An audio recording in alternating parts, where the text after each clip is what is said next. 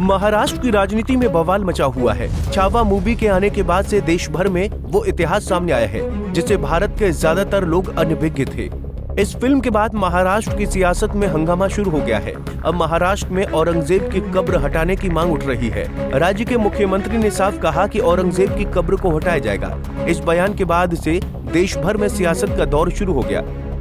दरअसल छावा फिल्म के आने के बाद से लोगों की जन भावनाएं खुलकर सामने आ रही हैं। लोग इस मूवी पर अपनी प्रतिक्रिया दे रहे हैं और साथ ही औरंगजेब की क्रूरता को लेकर आग बबूला हो रहे हैं। फिल्म एक ऐसे राजा की कहानी है जिसने मराठा साम्राज्य की नींव को मजबूत किया। ये वो शासक था जिसने मुगल बादशाह औरंगजेब को राजधानी छोड़ने पर मजबूर किया था।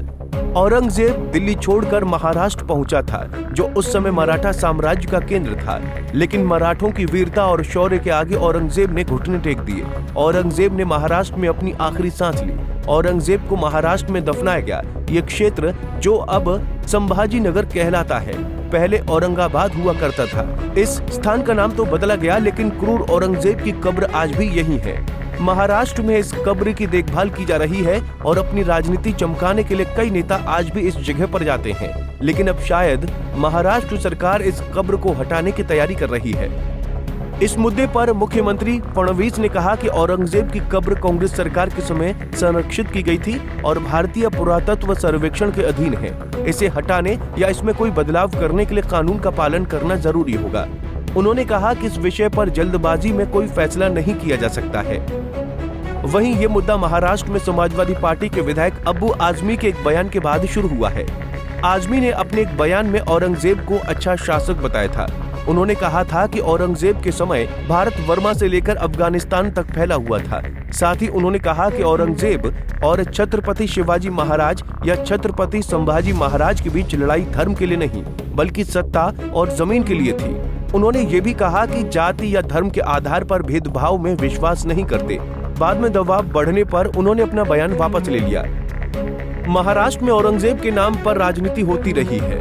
शिवसेना हिंदू राजनीति के कारण महाराष्ट्र में मजबूत हुई है। औरंगजेब को महाराष्ट्र में ज्योतिबा फुले से लेकर वीर सावरकर ने क्रूर बताया है। इसके बाद से महाराष्ट्र की राजनीति में औरंगजेब एक मुद्दा बन गया।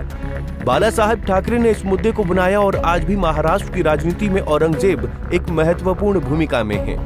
औरंगजेब के नाम पर राजनीति भारत के इतिहास का हिस्सा बन गई है। लेकिन इस क्रूर शासक ने भारत में नरसंहार की इबादत लिखी, जो दिल दहला देने वाली है। ऐसे में सवाल ये उठता है कि ऐसे क्रूर शासक को कौन अच्छा मान सकता है। बता दें कि महाराष्ट्र की राजनीति में मुख्यमंत्री देवेंद्र फडणवीस ही नहीं, बल्कि प्रदेश की विभिन्न पार्टियां, जिसमें शिवसेना, एमएनएस और यहां तक कि कांग्रेस भी औरंगजेब की कब्र हटाने की मांग का समर्थन कर रही है।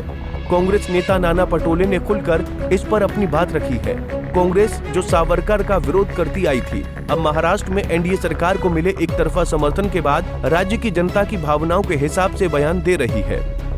बहरहाल सभी राजनीतिक दल इस मुद्दे पर एकजुट नजर आ रहे हैं। अगर मुगल शासकों की कब्र तोड़ने की एक बार शुरुआत हो गई, तो आक्रांताओं के नामो निशान को मिटाने का ये ट्रेंड कई मकबरों तक पहुंच सकता है, जिससे एक नई राजनीति हिंदुस्तान में शुरू हो सकती है।